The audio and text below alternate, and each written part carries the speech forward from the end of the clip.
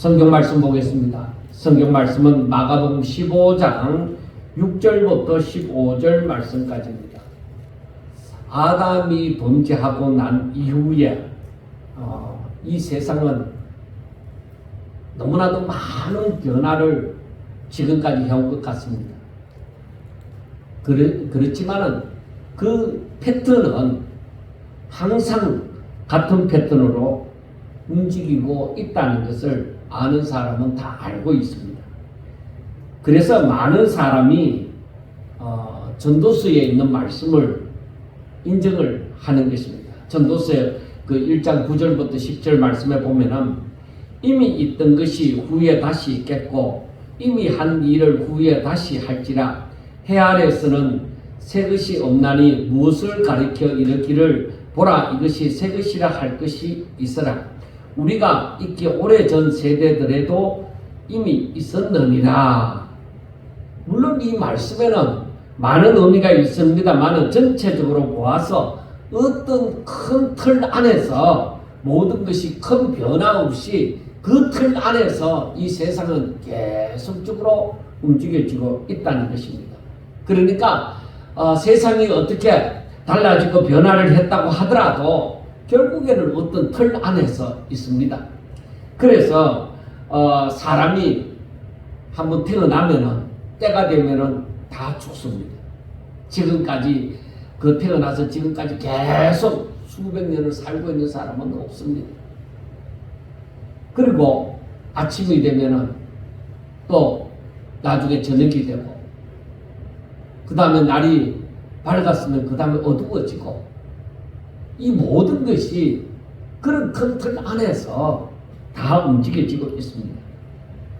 그런데 하나님은 영원하시고 만물을 이렇게 다 다스리시고 또 하나님의 뜻은 예나 지금이나 변함이 없습니다.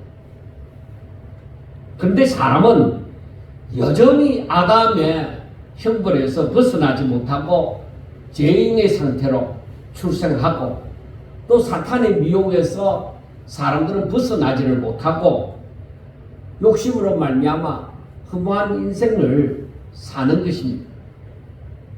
그래서 전도서 기자인 그 솔로몬은 말하기를 헛되고 헛되며 헛되고 헛되니 모든 것이 헛되도다 하고 말을 한 것입니다. 이것이 오늘날이라고 달라졌겠느냐? 아닙니다. 오늘날이라고 달라진 게 없습니다. 그래서 우리가 인생에 대해서 좀 더 깊이 있게 알려고 하면은 이 전도서를 꼭 읽어보는 것이 중요합니다. 인생이 뭔지를 알려고 하면은 이 전도서를 꼭 읽어보아야만 하는 것입니다. 세상에 나온 어떤 책들보다도 이 전도서가 인생에 대해서 가장 잘 말해주고 있다고 볼 수가 있습니다. 이렇게 답답한 세상, 어두운 세상, 흑암으로 뒤덮인 세상에 빛이 들어왔습니다. 마치 천지 만물을 창조할 때에 그때에 창세기 보면은 땅이 혼돈하고 공허하며 흑암이 깊은 위에 있고 하고 말씀이 되어져 있습니다. 그 천지 창조를 할 그 당시에. 그런데 하나님께서 거기에서 뭐라고 하셨어요? 빛이 있어라. 땅이 혼돈하고 공허하고 흑암이 깊은 위에 있는데 하나님께서 거기에서 가장 먼저 하신 말씀이 빛이 있으라 하고 말씀을 했습니다. 그것처럼 온 세상이 죄로 말미암아 캄캄한 상태에 있습니다. 그런데 이때 빛이었습니다. 흑암의 세상은 그러나 이 빛을 알지 못했습니다. 그래서 요한복음 1장 4절부터 5절 말씀에 보면은 이렇게 말합니다. 그 안에 생명이 있었나니 이 생명은 사람들의 빛이라. 빛이 어둠의 빛이 돼 어둠이 깨닫지 못하더라 하고 말씀을 하거든요. 그러면 이 생명은 무엇이냐? 그 요한복음 1장 1절에서 태초에 말씀이 계시니라. 이 말씀이 하나님과 함께 계셨으니 이 말씀은 곧 하나님이시니라. 그러니까 이 말씀이 곧 생명이다. 그리고 이 생명은 사람들의 빛이라는 겁니다. 그러니까 아담이 선악과를 따먹고 하나님 말씀대로 반드시 죽으리라는 그 말씀대로 그 죽음을 맛보았을 텐데 그 육신이 살아있잖아요. 그러면 무엇이 죽었는데? 반드시 죽으리라고 말씀을 했는데 무엇이 죽었느냐? 바로 생명이신 하나님의 말씀이 아담과는 아무 상관없이 떠나버렸다. 아담 안에 하나님의 명령이 없는 거예요. 그게 죽은 거예요. 하나님의 말씀이 없어요. 그 말은 생명이 없어요. 그 말은 빛이 없다는 얘기예요. 그러므로 죄인들에게는 뭐가 없어요? 그러니까 믿지 않는 사람들에게는 뭐가 없어요? 생명의 말씀이 없다는 거예요. 요한복음 14장 6절에 보면은 예수님께서 말씀하기를 내가 곧 길이요 진리요 생명이니 나로 말미암지 않고는 아버지께로 올 자가 없느니라 하고 말씀을 했습니다.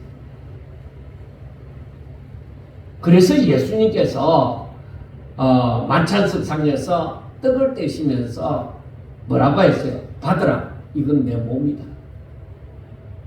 그렇게 말씀하셨고 또 잔을 가지고 또 감사하면서 이것은 많은 사람을 위하여 흘리는 바 나의 피, 곧 언약의 피다 하고 말씀을 했습니다. 그리고 여러 곳에서 말씀하기를 요한복음 6장 35절에 보면은 예수님께서 뭐라고 말씀하느냐? 나는 생명의 떡이다. 그렇게 말씀을 하셔요. 그래서 내게 오는 자는 결코 줄이지 아니할 터이요 나를 믿는 자는 영원히 목마르지 아니하리라 하고 얘기합니다. 그리고 요한복음 6장 47절에서부터 51절 말씀에 보면은 또 이렇게 말씀을 합니다. 진실로 진실로 너희에게 이르노니 믿는 자는 영생을 가졌나니 내가 곧 생명의 떡이니라. 너희 조상들은 광야에서 만나를 먹어서도 죽었거니와 이는 하늘에서 내려오는 떡이니 사람으로 하여금 먹고 죽지 아니하게 하는 것이니라. 나는 하늘에서 내려온 살아있는 떡이니 사람이 이 떡을 먹으면 영생하리라. 내가 줄 떡은 곧 세상의 생명을 위한 내 살이니라. 그렇게 말씀을 하셨습니다. 그래서 우리가 만찬석상에서 보여준 그 예수님의 모습에서도 우리가 알 수 있는 것처럼 예수님은 자신을 사람들에게 주시고자 하시는 것입니다. 여러분, 이 말씀이 금방 제가 이렇게 얘기를 해도 금방 이해되어지기는 쉽지 않습니다. 많은 사람들이 성경을 연구하면서도 이 부분에 대해서 굉장히 애매하게 생각하고 잘 이해를 하지를 못합니다. 그리고 예수님께서 만찬석상에서 떡과 잔을 가지시고 제자들에게 먹으라고 하고 마시라고 하는 그 이유가 무엇이냐? 그 자신을 주시고자 하는 것이 무엇이냐? 그건 바로 아담이 잃어버렸던 그 생명을 주시는 거예요. 그러니까 예수님께서 하시는 말씀이 나는 생명의 떡이다. 그리고 나를 믿는 자는 영생을 가졌다. 그러니까 믿는다는 것이 무엇이냐? 말씀이신 예수님. 그러니까 예수님은 말씀이시단 말이에요. 그리고 그 말씀이 내 안에 들어오는 것, 이거는 내 안에 생명이 들어오는 것이구나 하는 것을 알게 되어지는 거예요. 여러분, 예수님을 자신의 구주로 믿는다는 것이 무엇인지 알겠습니까? 예수로 말미암아 살고 예수로 말미암아서 죽는다는 것입니다. 그 말이 무슨 말씀이냐? 내가 예수님을 자신의 구주로, 나의 구주로 믿는다는 것은, 내가 예수로 말미암아 살고 예수로 말미암아 죽는다는 것은 예수님이 나의 생명이 되어진다는 거예요. 나는 이제 예수를 믿음으로, 영접함으로 새로운 피조물이 되어져서 이제 내가 사는 것은 예수로 말미암아 산다는 거예요. 예수님으로, 즉 말씀으로, 그리고 진실로, 생명으로, 그 생명으로 내가 산다는 거예요. 그러니까 내가 밥을 먹고 산다. 이거는 안 믿는 사람들도 그렇게 사는 거예요. 그 예수 믿는 사람이 새로운 피조물이 되어져서 산다고 하는 것은 오직 예수님으로 산다. 말씀으로 산다. 바로 그 말입니다. 그러니까 말씀이 나를 지탱하게 하고 나를 강건하게 하고 그 말씀이 바로 내 안에 살아있고 왕성하다는 것은 내 영적 생명이 왕성하다는 것을 말씀을 해줍니다. 그러니까 다시 말하면 예수님이, 즉 말씀이 나의 생명의 양식이 된다는 거예요. 그러니까 하나님의 말씀으로 내가 늘 공급받지 않으면 내가 배고픈 거예요.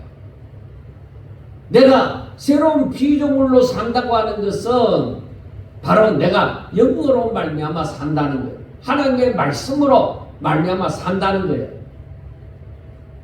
그래서 예수님을 믿는 사람은 멸망하지 않고 다 영생을 얻는다 하는 하나님의 말씀입니다. 그런데 중요한 게 뭐냐? 세상은 지금 미쳐 돌아가고 있다는 것입니다. 죄인이 살 수 있는 길은 오직 제사함을 받고 영생을 얻는 길뿐인데, 그 일을 해주시는 분은 오직 예수님 뿐이십니다. 메시아이신 예수님 뿐이십니다. 그런데 세상은 사람을 살리고자 하시는 하나님의 이 놀라운 사랑을 거부하고 오고 가는 모든 세대에서 사람들은 제멋대로 살고자 하는 것입니다. 이스라엘의 역사가 그렇잖아요. 이스라엘이 포로로 잡혀가고 망하는 때 왜 망하는 거예요? 하나님의 사랑을 거부하고 자기 멋대로, 자기 욕심 따라, 자기 판단대로, 자기 생각대로 살고자 하니까, 그러니까 망하는 거예요. 그래서 그들은 하나님의 말씀을 듣지 않으려고 그 말씀을 전하는 선지자들을 죽였고, 이제는 하나님의 아들이시고 참 생명이신 예수님조차도 죽이려고 하는 것입니다. 오늘날에는 하나님의 말씀을 외면하고 하나님의 일을 노골적으로 대적하고 있는 것입니다. 이번에 파리올림픽이 문제가 많이 되는 이유가 있습니다. 이 우리나라를 북한으로 소개하는 문제부터 그렇습니다. 이 문제가 사실 우리나라가 약하니까 이 문제가 그냥 어느 정도 어필을 하는 것으로 끝나버렸습니다. 그런데 이건 심각한 문제거든요. 그리고 대본에는 분명히 남한으로 소개되어져 있습니다. 그런데 소개하는 이 아나운서는 북한으로 소개를 한 것입니다. 그리고 우리나라 태극기가 표시되어야 될 곳에 중국 국기가 표시되어져 있었습니다. 그리고 이러한 문제들이 한두 가지가 아닙니다. 왜 대한민국을 타겟으로 삼았을까 하는 것을 생각해 보았습니다. 단순한 실수가 아니기 때문입니다. 단순한 실수라고 할지라도 그것은 현재 일어나고 있는 일입니다. 그리고 또 하나 봅시다. 예수님의 그 만찬석상을 그린 그림을 패러디해서 사람들이 그 만찬석상에 등장을 합니다. 거기에 어떤 존재가 드러나느냐? 성소수자들이 드러납니다. 그 만찬석상에. 이것은 하나님을 그냥 그대로 모욕하는 일이고 대적하는 일입니다. 왜? 하나님의 질서를 우습게 보는 것입니다. 그런데 사람들이 이것을 아무것도 아닌 것처럼 자그마한 일로 보면은 뭐 할 말이 없습니다만은, 그러나 절대적으로 이것은 하나님을 믿는 사람들에게, 가장 먼저는 하나님을 믿는 사람들입니다. 그리고 하나님을 믿지 않는 사람들에게도 이 부분을 깨닫는다면 경고장과 같은 일입니다. 그러니까 하나님을 대놓고 이건 세상이 대적하는 일이라 이 말입니다. 이것은 세상의 타락함을 보여줍니다. 말세를 알려줍니다. 그리고 사단의 발악을 보여주는 것입니다. 지난번에도 말을 했지만은 세상에서 한국이 뜨고 있는 이유가 무엇이겠느냐는 것입니다. 한국에서는 지금 세상에서는 하나님께서 쓰신 만한 나라가 없어요. 대한민국이 아무리 쓰겠다고 할지라도 그나마 대한민국이 쓸만한 나라라고 생각이 되어집니다.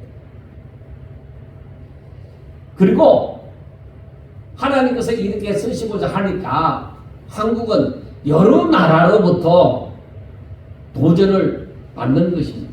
그리고 받을 것입니다.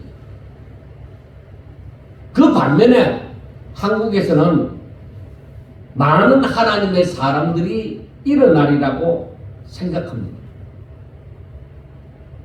그 많이도 타락해 가는데 그 가운데에서 많은 하나님의 사람들이 일어나고 그들이 또한 순교의 자리에까지 가리라고 생각이 되어집니다. 이것은 앞으로 알곡으로 점점 더 모이고 죽정이는 점점 더 죽정이로 죽정이가 있는 곳으로 모일 것입니다. 여러분, 정신을 차리셔야 됩니다. 지금 이때가 더욱 정신 차리고 근신하며 하나님의 말씀에 귀를 기울이고 하나님의 명령을 따라, 즉 성령의 인도하심으로 하나님 뜻대로 살고자 힘쓰고 애를 써야만 할 때입니다. 자신을 돌아보아서 하나님의 말씀을 듣고자 하는 준비를 하셔야 합니다. 베드로전서 5장 8절과 9절을 보면은 근신하라, 깨어라, 너희 대적마귀가 우는 사자같이 두루 다니며 삼킬 자를 찾나니 너희는 믿음을 굳건하게 하여 그를 대적하라. 이는 세상에 있는 너희 형제들도 동일한 고난을 당하는 줄을 알미니라 하고 말씀이 되어져 있습니다. 그러니까 마지막이 가까워져 간다는 것을 우리가 깨닫고 또 그러한 것을 또 보게 되어질 때에, 또 듣게 되어질 때에 우리는 더욱더 하나님의 뜻을 알고 이 하나님의 말씀으로 돌아가야 됩니다. 여러분, 이제 오늘 본문을 보면은, 즉 마가복음 15장 전체를 한번 보다 보면은 당시에 힘 있는 자들, 제가 자주 얘기하죠. 그러니까 당시에 잘 나간다고 하는 대제사장들, 백성들의 장로들, 서기관들, 바리새인들, 헤롯 당원들, 이런 사람들이 메시아이신 예수님을 어떻게 대합니까? 자신들이 가는 길에 장애가 된다고 생각하므로 메시아이신 예수님을 가룟 유다 같은 경우는 팔아버립니다. 또 사람들은 죽이려고 작정을 합니다. 그리고 마가복음 15장에 나타나는 것처럼 심판대 앞에 세웁니다. 그리고 자신의 삶에 문제가 없도록 하기 위해서 이들은 예수님을 십자가에 못 박아 죽이려고 합니다. 또한 아무것도 알지도 못하고 이렇게 힘있는 사람들이 야! 예수님을 십자가에 못 박아야 된다! 그렇게 여론몰이를 하니까 사람들은 알지도 못하고 그냥 예수님을 십자가에 못 박으소서 하고 소리를 지릅니다. 그리고 모든 결정권을 가지고 있는 빌라도도 자신의 이 위치, 그 종독이라는 그 위치를 안전하게 지켜나가기 위해서 예수님에게 죄를 발견하지도 못하고 이 자기가 다스리는 이 무리들의 만족을 주기 위해서 예수님을 십자가에 못 박게 결정을 해버리는 것입니다.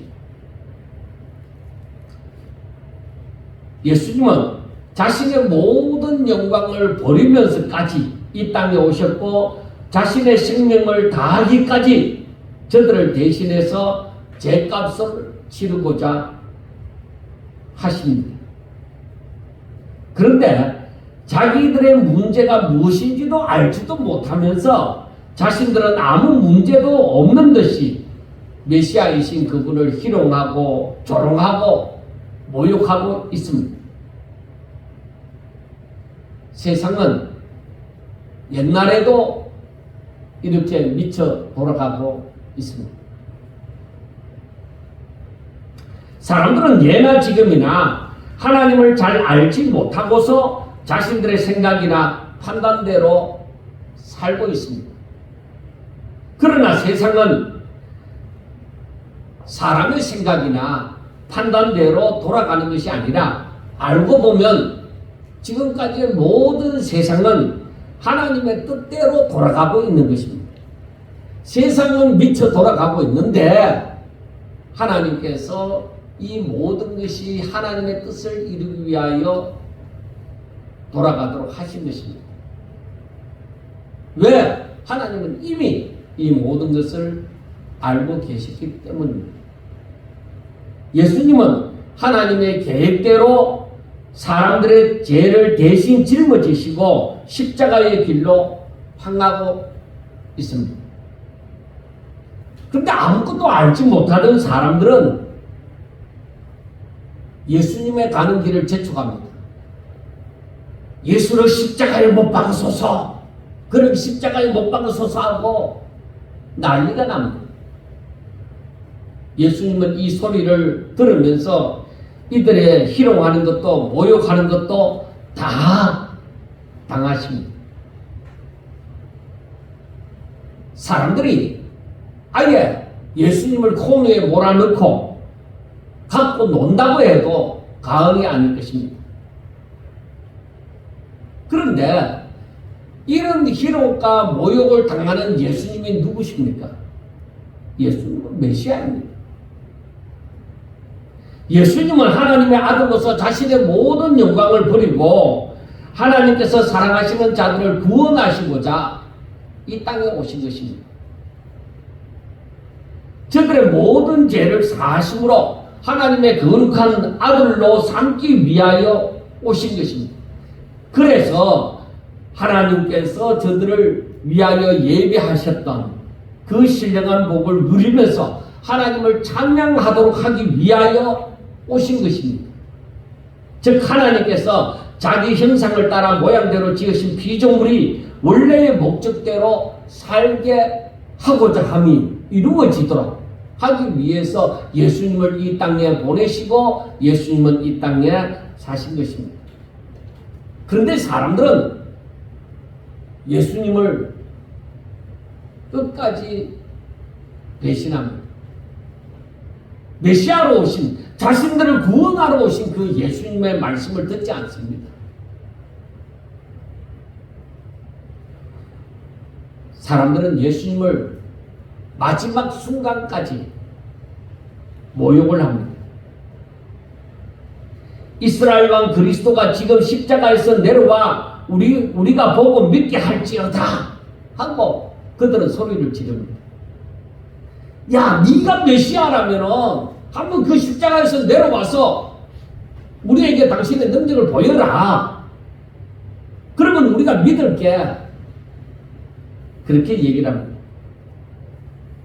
그런데 여러분, 만약에 예수님이 그렇게 해서 십자가에서 내려오셨다면은 메시아가 되지 못하고 사람들은 사망에서 생명으로 옮기는 일도 없었을 것입니다.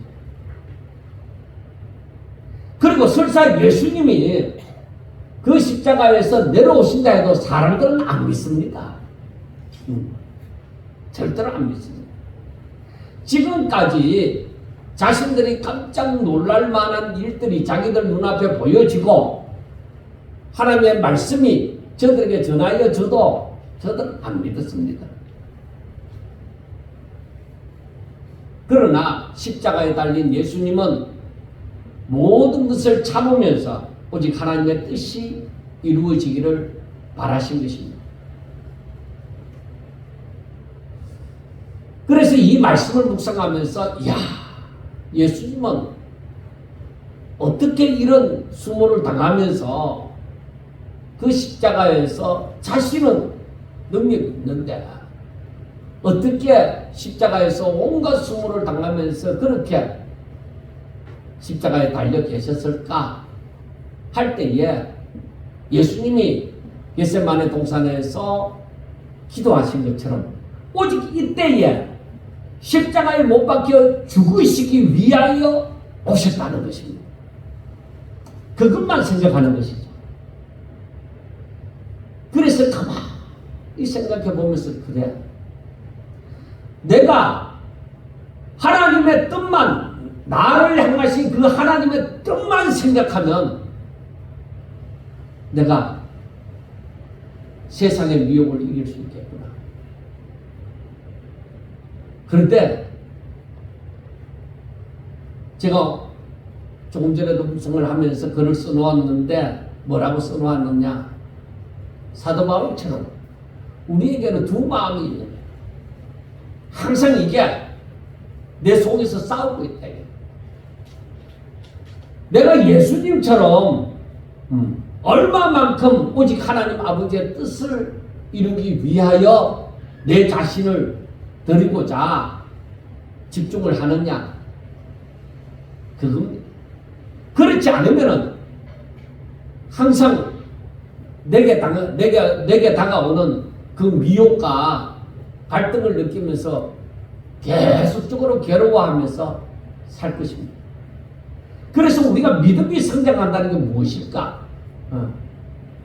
오직 주님 뜻대로 살기로 했네, 뭐 그렇게 얘기를 하잖아요. 주님 뜻대로 살기로 하는 것이 무엇일까? 그것은 오직 하나님 아버지 뜻을 위하여 내가 이때에 존재한다, 지금 이 세상에 존재한다 하는 것을 생각하면서 내 마음을 다짐하고 또 다짐하고 오직 그 하나님의 말씀만 생각하고 믿음으로 살지 않으면 이 삶을 살기 힘든다는 것을 생각해 보았습니다.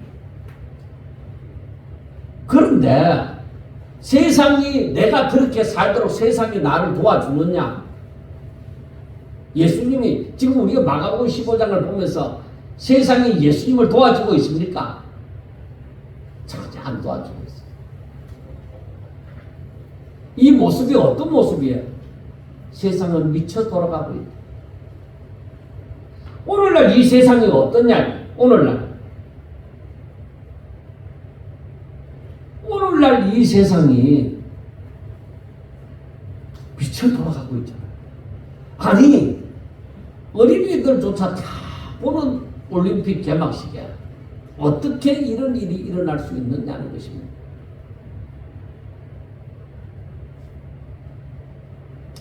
예수님이 십자가에 못 박혀 죽으시는 그 당시나 오늘날이나 사람들은 제정신을 못 차리고 있습니다. 예수님이 십자가에 못 박혀 죽으시는 그 당시에도 사람들은 예수님을 조롱하였고 오늘날에도 이번에 더욱더 세상이 어떠한지 하나님께 대하여 어떤 자세로 있는지를 보여주잖아요. 완전히 하나님을 조롱하고 있잖아요. 그러나 우리가 오늘 이 시간에 꼭 기억해야 되는 것은 지금 또 하나님의 뜻이 즉 하나님의 말씀대로 모든 것이 되어져 가고 있다는 것입니다. 세상이 아무리 하나님을 조롱하고 모욕하고 대적하고 자기들 뜻대로 해나간다고 해도 모든 것은 어떻게 돌아간다고요? 하나님 뜻대로. 하나님 뜻대로 되어져 가고 있다는 것입니다. 이것은 무엇을 말해주느냐? 세상의 끝이 왔다는 것입니다. 세상의 마지막이 왔다는 거예요. 그런데 우리가 이러한 세상을 보면서도 정신 차리지 못하고 내 속에 있는 하나님을 향한 마음 아닌 다른 마음으로 내가 살고 있다고 하는 것은 심각한 문제가 있습니다. 그래서 성경은 얘기하죠. 정신 차려라, 근신하라, 깨어라, 그렇게 말씀을 하죠. 왜? 너희들이 정신없이 살면 너희들의 그 하나님을 향한 마음이 아니라 다른 마음으로 너희들은 살 것이다. 왜? 세상은 우리를 그쪽으로 끌고 가니까.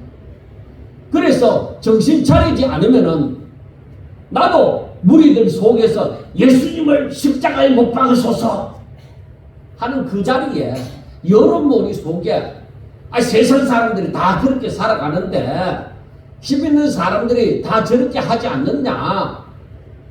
그렇게 함께 미친 세상에 섞여 살아갈 수가 있다는 것입니다. 그래서 우리가 그 밑에 나오는 아리마대 요셉을 한번 보셔야 됩니다. 43절에 보면은 당돌이 빌라도에게 들어갔다고 얘기합니다.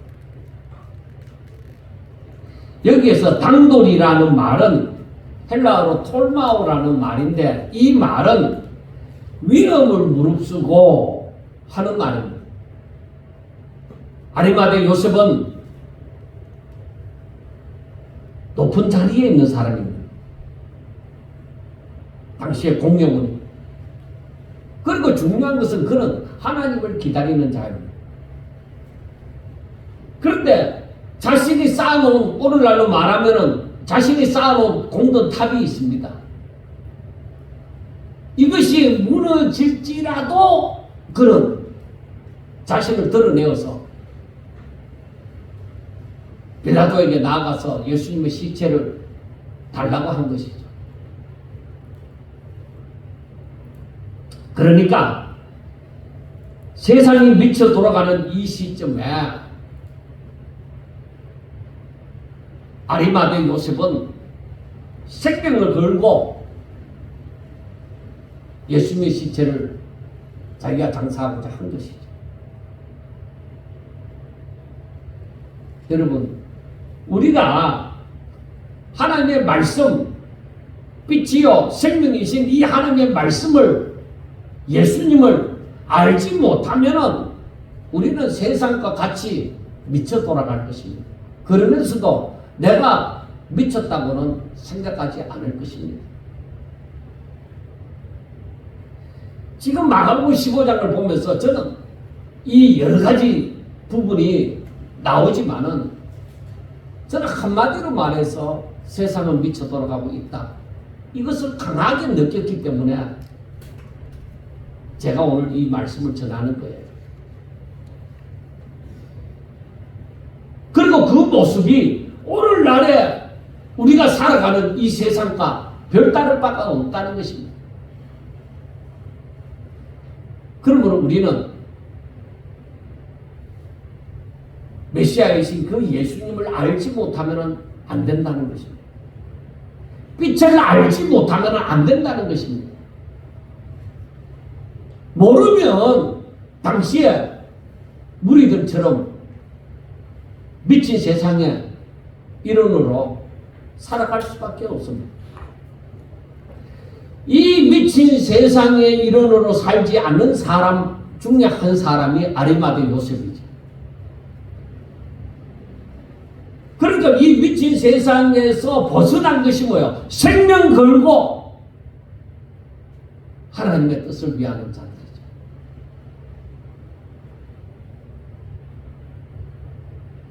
여러분, 정신 차립시다.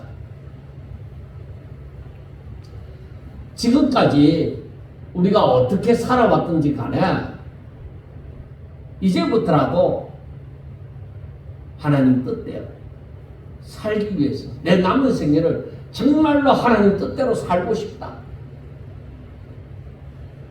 그래서 자신을 지금부터라도 쳐서 깨부수고 오직 예수님처럼 하나님 아버지의 뜻을 위하여 나는 살아갈 거야. 내가 그렇게 살고자 할지라도 가다가 넘어질 수 있다. 난 넘어지면 또다시 일어날 거야. 왜? 하나님 아버지의 뜻대로 사는 것이 내 본분이다. 내가 행복해지는 것이고 그게 내 존재의 목적이고 그게 하나님의 뜻이다. 내가 하나님의 뜻대로 사는 것이. 여러분, 그런데 그게 쉽지 않아요. 왜? 세상은 점점 더 어두워져 가고 있기 때문입니다. 그리고 점점 세상이 캄캄해져 가기 때문에 사람들은 그 캄캄한 세상에서 더듬기만 하지 뭘 분별할 수가 없습니다. 그러나 빛 가운데 거하는 자들은 하나님의 뜻을 깨닫습니다. 정신 차려 근신함으로 사망에 빠져서 헤어나오지 못하는 그 사단의 메인 사람들처럼 살지 않고 오히려 빛 가운데 거함으로 하나님께서 주신 생명의 양식인 하나님의 말씀을 더 기억하면서 자신에게 주어진 그 사명이 무엇인가를 생각하는 자가 되셔야 됩니다.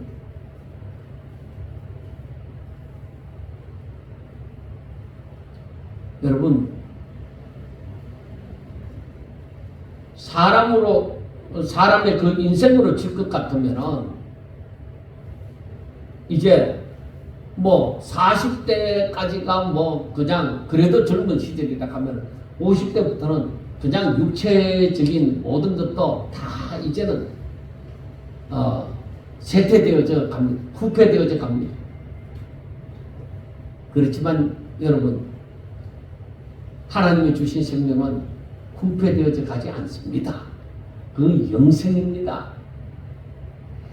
그래서 내 몸은 후퇴되어져 가고 내 삶은 세상에서 좀 더 못해져 간다고 할지라도 여러분, 하나님이 주신 생명은 내 안에서 가면 갈수록 왕성하셔야 됩니다. 더 내 영이 밝아 하나님의 뜻을 분별하고 오직 하나님께서 기뻐하시는 그 길을 걸으셔야만 합니다.